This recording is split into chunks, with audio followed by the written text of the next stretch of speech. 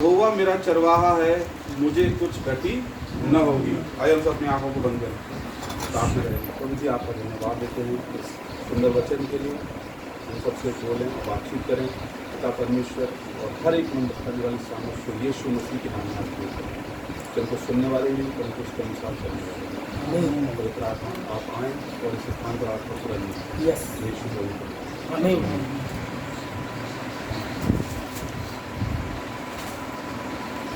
यहोवा मेरा चरवाहा है, मुझे कुछ घटी न होगी। यहाँ पर प्रभु का दास कह रहा है कि हमारा जो परमेश्वर है, हमारा कौन है? चरवाहा है। चरवाहा को हम सब जानते ही, बताने की जरूरत नहीं। चरवाहा शब्द का क्या होता है? चरवाहा एक ऐसा व्यक्ति होता है जिसके पीछे कौन चलती है? भेड़ें चलती है। और एक और होता है, उसको बोलते हैं ग्वाला। कितने लोगों ने सुना है? ग्वाला भी सुना होगा। उसके आगे आई कौन? भेड़ें उसके पीछे नहीं होती, उसके आगे कौन होती हैं? बकरियां होती हैं।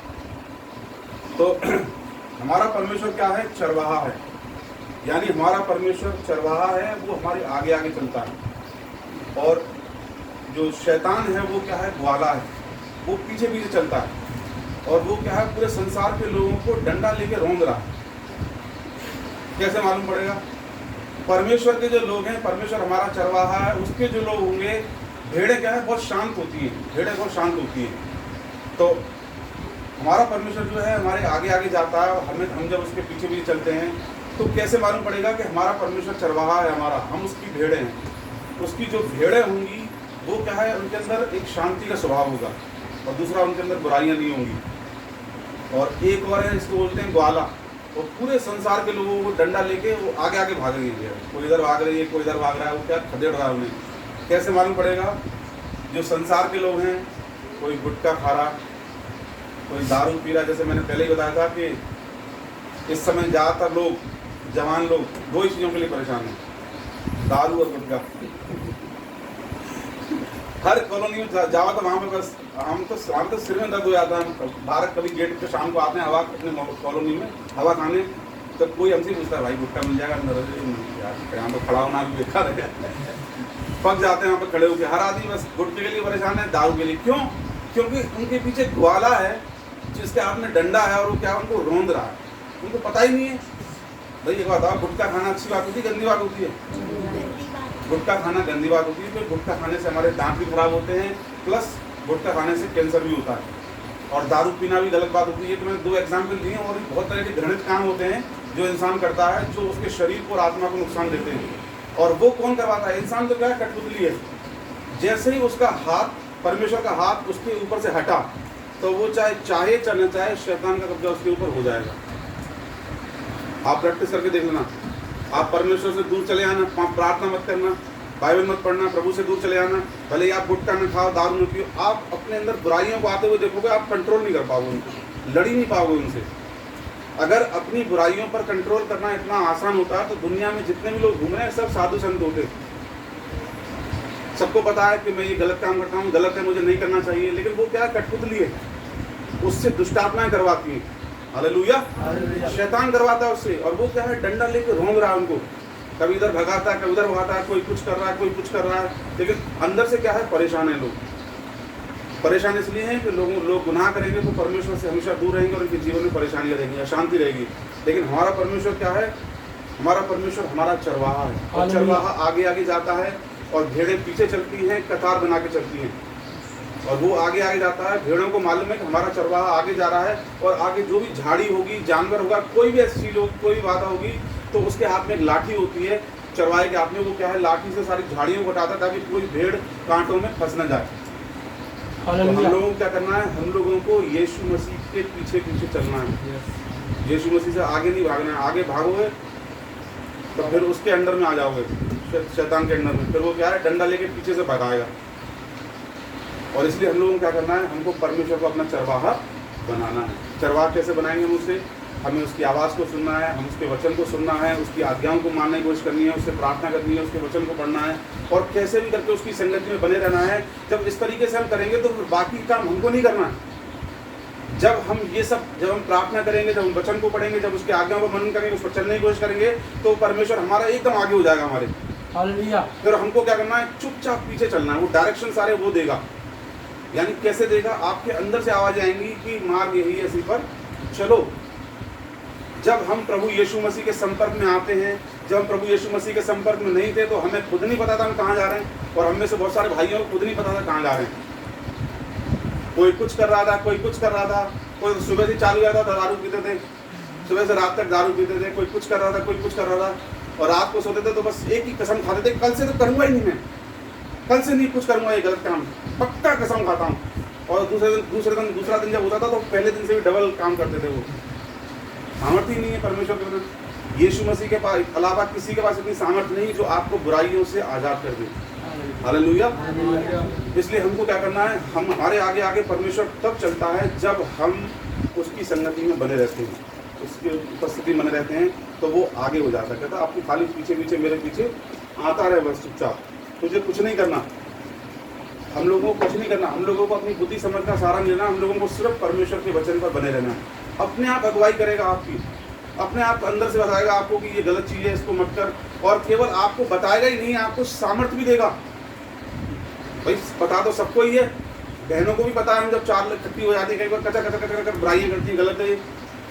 4 बहनें कहीं बैठ जाती हैं, बुरा मत मानना, बता रहा हूँ। इसलिए हमारे कॉलोनी में भी होता है, 4 बहनें बैठ गई कहीं पे, तो बस उसकी बुराई, वो उसकी बुराई, इसकी बुराई, इसकी बुराई, और वो कहते मुझे तो आदत ही नहीं बोलने की। आधा घंटे तक बुराई कर ली, फिर आदत ही नहीं बोलने की मुझे, मैं तो कम बात करना पसंद करती हूँ। अब क्यों? तो पता ही नहीं है, वो दुष्ट है, खदेड़ रहा है इधर से उधर। लेकिन जब आप परमेश्वर के पास आओगे तो वो आपको सामर्थ्य देगा ताकि आप अपनी स्पिरिट पर, अपनी आत्मा पर कंट्रोल कर सको। चाहे भाई हो चाहे बहन, परमेश्वर आपको बताएगा कि ईमानदारी से आओगे कि बेटा ये काम गलत है, बताएगा, प्लस आपको ताकत देगा अंदर से।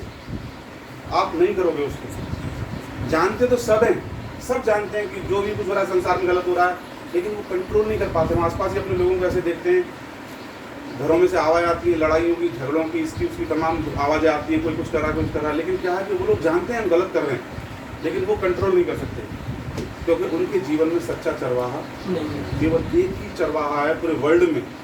जो सच्चा चरवाहा है उसका नाम है यीशु नासरी। हालेलुया। वह मुझे हरी हरी चराइयों में बैठाता है। जब हम यीशु मसीह के साथ बने रहते हैं तो वो हमें हरी हरी चराइयों में लेकर जाता है। इसका मतलब ये नहीं है कि वो आपको हरियाली खिलाएगा, ले जाके घास और ये सब खिलाएगा। इसका आत्मिक अर्थ है, जब हम उसके साथ बने रहते हैं तो हमें हरी हरी चराइयाँ खिलाता है। बहुत सारे लोग जब हरी हरी चराइयाँ मतलब समझते हैं तो उनको एक ही बात आती है, अरे प्रभु पैसा देगा, आशीषें देगा, मज़ा आ जाएगा। ये हरी हरी चराइयाँ पता है क्या है? परमेश्वर हमें क्या देगा? पवित्र आत्मा देगा, शांति देगा, सामर्थ देगा, हमें इतनी शक्ति देगा कि हम अपनी बुराइयों पर विजय पा सकें। आजकल मैंने अक्सर मैं बताता हूँ कि हमें अच्छा जीवन जीने के लिए ज़्यादा पैसे की ज़रूरत नहीं है। हमें ज़रूरत है कि हमारे अंदर परमेश्वर की बुद्धि हो और उसकी आत्मा की भरपूरी हो। बाइबल में लिखा है कि परमेश्वर अपने लोगों को बुद्धि देता है, सामर्थ देता है ताकि वो धन को कमा सके। क्योंकि पैसे वाले तो ऐसे लोग पड़े हुए हैं, लेकिन उनका भविष्य में कुछ नहीं है, उनका यीशु नहीं है तो कुछ भी नहीं है। तो परमेश्वर क्या करता है? हमें हरी हरी चराइयों में लेकर जाता है। आज संसार दुखी है, सारा संसार दुखी है। किसी के पास ज़्यादा पैसा है तो वो भी दुखी है, क्योंकि शांति नहीं है उनके पास। और हमारा परमेश्वर क्या है? हमें शांति देता है, सच्ची शांति। वो शांति संसार के सुखों से नहीं मिलती, वो आपको परमेश्वर के अनुग्रह से मिलती है और परमेश्वर की ओर से आती है। फिर आपकी जेब में चाहे 10 रुपये हों, चाहे 1000 रुपये हों, चाहे 1 लाख रुपये हों, चाहे न हो, आपको फिर भी अच्छा लगेगा। हालेलुया।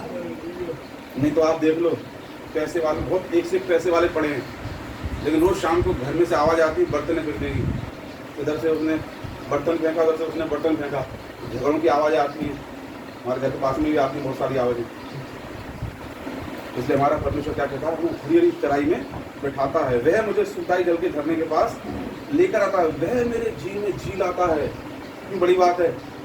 इन दिनों में एक ही चीज़ हो रही है, सबके हृदय घबरा गए, हर जगह दहशत है। कोई थोड़ा मुझे इसको कोरोना हो गया, किसी को खांसी हो गई, थोड़ी सा आदमी सोचता है इसको कोरोना हो गया। खांसी हो जाए, जुकाम हो जाए, आदमी सीधा यही सोचता है। मैंने कल सुनी भाई को बोला था, एक जगह हम गए थे, मैं यहाँ लेट के और थोड़ा सा अगर सांस लेने में दिक्कत है, ऐसे बहाना बनाता हूँ, सारी जगह खाली हो जाएगी सब। थोड़ा करते हैं ऐसे, वैसे ही मजाक कर रहा था, करता नहीं। खाना 14 दिन के लिए ले जाते, मुझे बंद कर देते, सच में मजाक भारी पड़ जाती। अभी इतनी दहशत है लोगों के अंदर, इतने मरते तो वैसे ही लोग पूरे संसार में वैसे ही मरते हैं, इंडिया में बहुत मरते हैं बीमारियों से। अब जो भी मर रहा है उसके ऊपर कोरोना का आरोप लगा देते, कोरोना से मरा है, चाहे कैसे ही मरा हो, चाहे पानी पी के मरा हो, चाहे कैसे ही मरा हो, कुछ भी क्या होगा, जहर खा के मरा हो, अरे कोरोना हो गया इसको। ये क्या है? दहशत है। लोगों के अंदर लिखा है कि जी न रहेगा, लोगों का हृदय ठिकाने पर नहीं है, उनका चित्त ठिकाने पर नहीं है, लोगों के अंदर भय है। लेकिन हमारा परमेश्वर क्या है? हमारे अंदर शांति रखता है, जो बहुत कीमती है। अगर हम उसमें बने रहेंगे, हमको, मैं तो आपको सही बता रहा हूँ, हमको कभी डर नहीं लगता। मैं अपने दोस्त से उस दिन बात कर रहा था, तो मुझे बोल रहा था कि इस समय जितनी भी एयरलाइंस है सब सस्ती हो गई है, बाहर घूमना फिरना सस्ता हो गया है, फ्लाइट्स की टिकट बहुत सस्ती हुई है, 2-2 हज़ार में, 10-10 हज़ार की थी, 2-2 हज़ार में हो गई। मैंने कहा यार मैं घूम आए ऐसे में कहीं पर जाके, यानी जो 15 हज़ार में आपका खर्चा होगा आप 3-4 हज़ार में घूम के आ सकते हो। कह रहा है तो अरे कोरोना चल रहा है। मैंने कहा मुझे कुछ नहीं हुआ, हम तो ऐसे में हम घूमे आएंगे जाके, हम तो मास्क भी नहीं मानेंगे, घूम फिर आएंगे। क्योंकि हमारे अंदर क्या है? परमेश्वर का आत्मा वास करता है। हम प्रभु यीशु मसीह की उपस्थिति में जिंदा परमेश्वर के लोगों को कभी बीमारियां नहीं होती, लेकिन बशर्ते उस जिंदा परमेश्वर के सामने आप भी अंदर से जिंदा हो। मरे हुए काम करेंगे तो परमेश्वर भी साथ नहीं देगा, परमेश्वर को जानने के बाद भी बुराइयां करेंगे तो परमेश्वर साथ नहीं देगा। हमारा चाल चलन उसके सामने सही होना चाहिए, तो वो क्या है? हमारे जी में जी लेकर आएगा, हमारा हृदय हमेशा शांत रहेगा। हम कभी भी बुरे समाचार से डरेंगे नहीं। बहुत सारे बुरे समाचार संसार में चल रहे हैं, कभी कुछ, कोई डर नहीं लगता हमको।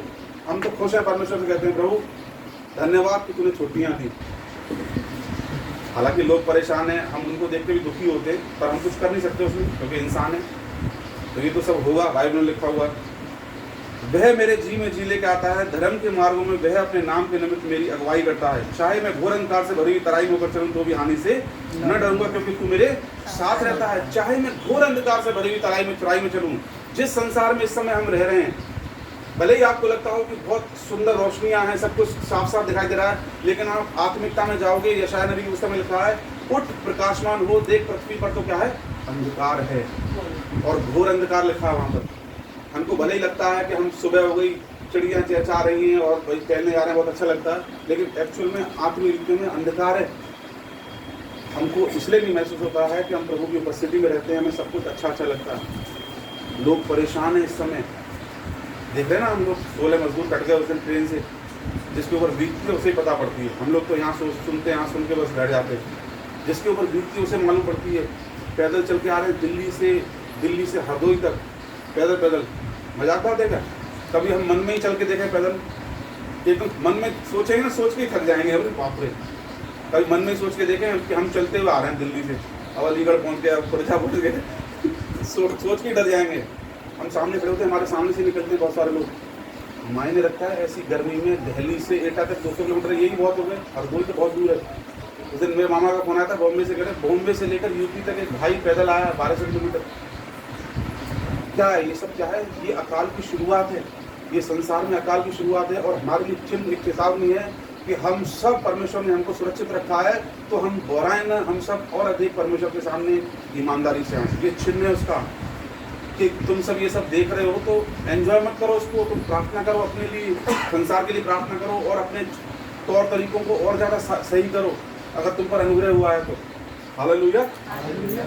इसलिए क्या है? तो भी मैं हानि से नहीं डरूंगा, क्योंकि तू मेरे साथ रहता है। परमेश्वर हमारे साथ है।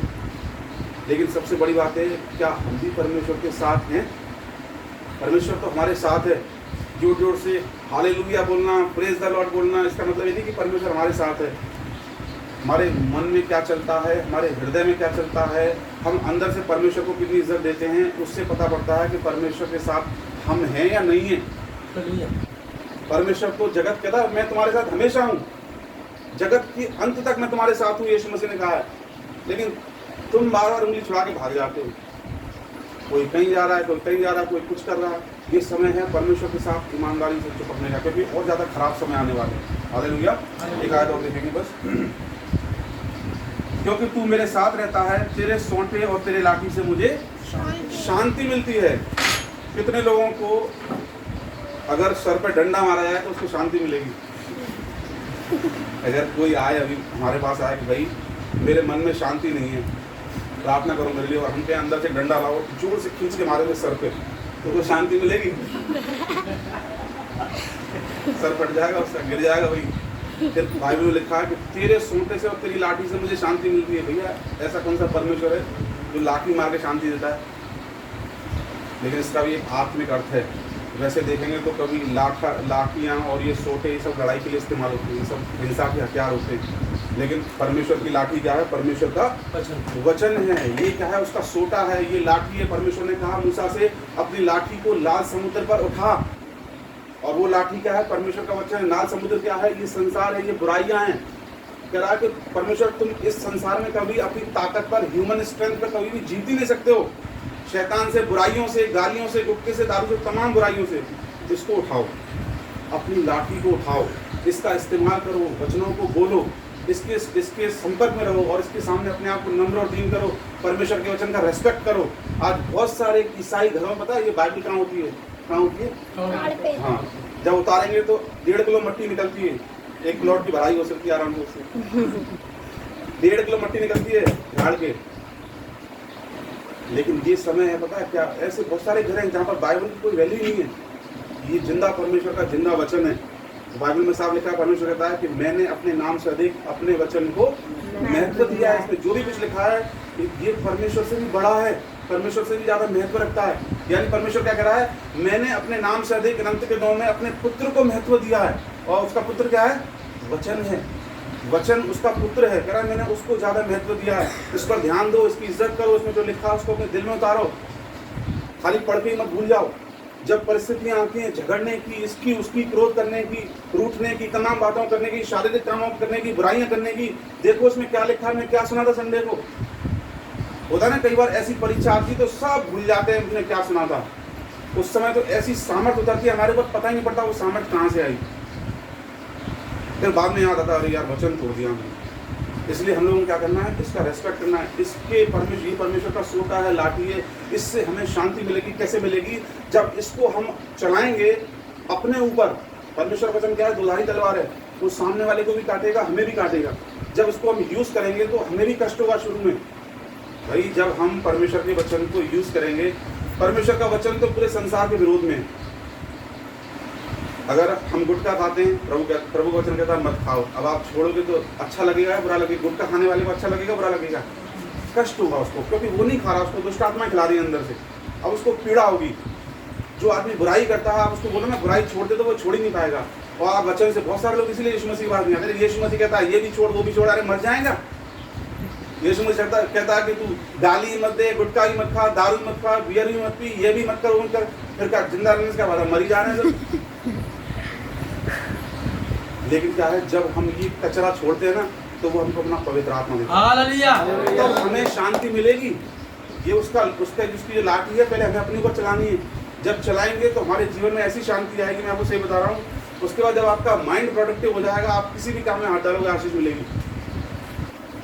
परमेश्वर आपके साथ होगा, परमेश्वर की शांति आपके घर में होगी, परमेश्वर के दूत आपके घर में होंगे, परमेश्वर की सामर्थ आपके जीवन में होगी। आप जिस काम में हाथ डालोगे उसमें आशीष होगी। अभी तो लोग एक दूसरे को छूने से ही डर रहे हैं, कहीं वायरस में घुस जाए उसके अंदर। लेकिन यीशु मसीह के बारे में लिखा है, यीशु मसीह पतरस के घर पर गया और उसकी सास को बुखार था, तो यीशु मसीह ने क्या है, उसको प्रार्थना नहीं की उसके लिए, खाली उसको यूँ उठाया, हाथ लगाया बस, और उठी और उसकी सेवा टहल करने लगी। कहते ना कि छुआछूत की बीमारी होती है, लेकिन उसके अंदर पॉजिटिव थी, उसके अंदर इतना परमेश्वर का अभिषेक था। वो अगर मरी हुई चीज़ों को भी छू लेता था, उसमें जीवन आ जाता था। उसकी सास को बुखार था, उसने खाली छुआ, प्रार्थना भी नहीं की उसके लिए, खड़ा हो गया, छुआ और वो ठीक हो गई। कहाँ से आई? सिर्फ उसका जीवन अच्छा था, ये वचन उसके अंदर था, आज्ञाएं उसके अंदर थी, और वो क्या है, परमेश्वर के लिए जीता था। हमारा भी जीवन ऐसा ही होगा। हम अपने लिए, अपने परिवार के लिए, अपनी सोसाइटी के लिए, सब चीज़ों के लिए यूजफुल होंगे, उपयोगी होंगे, जब इस लाठी को हम अपने पर ज़्यादा से ज़्यादा चलाएंगे। आजकल हर आदमी इसको दूसरे के लिए चलाना चाहता है। देख ये लिखा है यहाँ पर, देख देख, अरे तेरे जीवन में इतनी गड़बड़ी तुमने कभी देखा? हर पास्टर दूसरे को शिक्षा देता है, हर पास्टर, ये लिखा है बाइबल में, और उसके जीवन में गड़बड़ियाँ भरी पड़ी हैं, वो उनको देखता नहीं। ये लाठी उसने अपने ऊपर चलाई है पहले, और दूसरों के ऊपर चला रहे हैं लोग। हालेलुया। इसका मतलब ये है, तेरे सोटे से क्या है और लाठी से मुझे शांति मिलती है। जब हम इस वचन को अधिक से अधिक अपने जीवन में उतारेंगे, हमको फिर हमारी जीवन ही ऐसा हो जाएगा, हमको प्रचार करने की जरूरत नहीं है। बहुत सारी बार लोग हमारे शब्दों से, व्यवहार से, हरकतों से, चीज़ों से देख के ही बदल जाएंगे। आजकल पास्टर लोग प्रार्थना कर करके इतना हल्ला मचाते हैं, कुछ भी नहीं होता। क्यों? क्योंकि उनके जीवन में कपट भरा हुआ है। जब मैं पास्टर लोग कहता हूँ तो मैं सबके नाम से नहीं कहता हूँ, तो उसमें हम भी आते हैं भैया, अगर हमारे मन में कोई बुराई है, सबके लिए वो तो, लेकिन बहुत थोड़े हैं जिनके जीवन से ये सामर्थ्य काम करती है। ज़्यादातर आपको ऐसे मिलेंगे जिनके मन में कपट भरा पड़ा, बिल्कुल सब वही दुनिया की बातें भरी पड़ी हैं, ये भरा पड़ा, वो भरा पड़ा, और वो सोचते हैं कि क्या है हमारे जीवन से परमेश्वर के बड़े बड़े काम हो, परमेश्वर की महिमा हो, कैसे होगी। वो क्या है, बाइबल पढ़ते हैं, पढ़ने के बाद कुछ ही थोड़े टाइम में सोचते हैं कि अब बाइबल हमारे हाथ में आ गई, अब हम यीशु मसीह के सेवक बन गए, दास बन गए मुझसे, अब हम पादरी हो गए। अरे भैया, दास का मतलब होता है जो जिस चीज़ का गुलाम है उसी को दास बोलते हैं। आप परमेश्वर के दास, हम सब परमेश्वर के दास और दासियाँ हैं। कैसे? यदि हम इसके दास हैं तो हम परमेश्वर के दास हैं। मैं आपको ऐसे भी लोग दिखा सकता हूँ जो परमेश्वर के दास हैं लेकिन वो डांस हैं, दास नहीं है, क्योंकि वो उसके गुलाम नहीं है।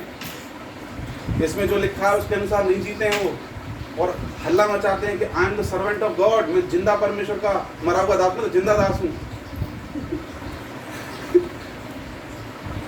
लेकिन हम लोगों को क्या करना है? हम लोगों को इस वचन के सहारे में बने रहना है, अपने जीवन को शुद्ध करना है। ये परमेश्वर साफ कहता है कि मैं यहोवा मन को जांचता हूँ। यीशु मसीह भी मन को जांचता है, परमेश्वर हमारा मन को जांचता है। वो ये नहीं सोचता है कि हम क्या कर रहे हैं उसके लिए। मार्था क्या है, यीशु मसीह के लिए खाना बना रही थी किचन में। यीशु मसीह से घर पर आया, मरियम के घर पे, तो मार्था ने यीशु मसीह से शिकायत की अपनी बहन के बारे में, प्रभु तू आया है, देख मैं किचन में काम कर रही हूँ और ये मेरी बहन है, ये तेरे पैरों में बैठ के तेरे वचन को सुन रही है, ये काम चोर है, काम नहीं करवा रही मेरा कोई मदद नहीं कर रही। तब यीशु मसीह ने क्या कहा कि हे मार्था तू बहुत सारी बातों की चिंता करती है। अभी आप किसी के घर पे जाओ और वो आपके सामने बड़ी बड़ी आपके लिए खाने बना रहा हो किचन में, तो आप उसकी बुराई करोगे? उस समय तो कोई बुराई भी होगी तो उसको अच्छा ही बदल दोगे, चापलूसी करोगे, भाई खाना बना रहा है मेरे लिए, कैसे कह दोगे? यीशु मसीह ऐसे काम नहीं करता था। वो उसको जो बोलना होता था वो बोलता था, चाहे वो किसी घर में बैठा हो। उसने कहा था तू बहुत सारी बातों के विषय में चिंता करती है, जबकि चाय नाश्ता भी मार्था ही बना रही थी। यीशु मसीह को इससे कोई फर्क नहीं पड़ा था कि ये गुस्सा होकर बनाए ना बनाए, लेकिन उसको सच बोलता था वो। मरियम ने क्या चुन लिया है? उत्तम भाग चुन लिया है। एक और जगह था जब एक व्यभिचारिणी स्त्री आई यीशु मसीह के पास, उसके पैरों को क्या है वो बालों से साफ करने लगी, आंसुओं से उसके पैरों को पोंछने लगी, बालों से पोंछने लगी, चूमने लगी उसके पैरों को। तब ये फरीसियों ने और शास्त्रियों ने कहा कि प्रभु यदि तू जानता होता कि ये स्त्री कौन है तो तू उसको दूर हटाता। तो प्रभु ने पता क्या कहा उससे? उसका नाम मुझे ध्यान नहीं आ रहा, शिमोन नाम था, क्या नाम था उसका। मैं तेरे घर पर आया, तूने मुझे मेरा वेलकम नहीं किया, पैर धोने के लिए पानी नहीं दिया। अब बताइए, किसी घर में आप जाओगे और हमें किसी ने इन्विटेशन दिया है और हम उसकी वहीं जाके बुराई करें, तो जो बनना होगा चीज़ें वो किचन में काम चल रहा होगा वो बंद हो जाएगा, भैया इसको बाहर निकालो। चलो, जहाँ खाने आया वही बुराई कर रहा है। यीशु मसीह चापलूसी नहीं करता था। यीशु मसीह जो बात होती थी वही कहता था। कहता है कि मैं तेरे घर पर आया, तूने मेरे लिए नहीं किया, लेकिन इसने मेरे पैरों को छोड़ा नहीं है, चूमना नहीं छोड़ा है, बालों से मेरे पैरों को साफ करना नहीं छोड़ा है, इसके लिए इसके ज़्यादा पाप है तो ज़्यादा माफ़ की जाएगी। हालेलुया। इसलिए हम लोगों को भी क्या करना है? हम लोग परमेश्वर के वचन में बने रहे। सारी बातें घूम फिर के वहीं आती हैं। सारी बातों का निचोड़ यही है कि हम पवित्र बने, पवित्र बने। जब आप पवित्र बनोगे तो आप परमेश्वर की और अधिक जलवे को अपने जीवन में देखेंगे। और लिखा बाइबल में, इंग्लिश में बहुत अच्छे तरीके से लिखा है, पवित्र लोग उसके चेहरे को देखेंगे। कब देखेंगे? वहाँ तो देखेंगे। आप जब यहाँ पर आपका जीवन अच्छा होगा, आप परमेश्वर को देखोगे। कई बार हम सही बताते हैं, हमें परमेश्वर ऐसे तो दिखाई नहीं देता है, जैसे हम आपको देख रहे हैं ऐसे तो परमेश्वर नहीं दिखाई देता है। कई बार हमको ऐसे लगता है कि हमारे साथ प्रभु चल रहा है, कई बार ऐसे लगता है कि हमारे पास में से निकल के रूम में बैठे होते हैं तो इतना आनंद आया लगता है कि सामने ही बैठा हुआ है। बस यही करना हम लोगों को कि हम परमेश्वर की उपस्थिति में बने रहें और अपने जीवनों को शुद्ध और पवित्र करें। हालेलुया। तो परमेश्वर सबको आशीर्वाद।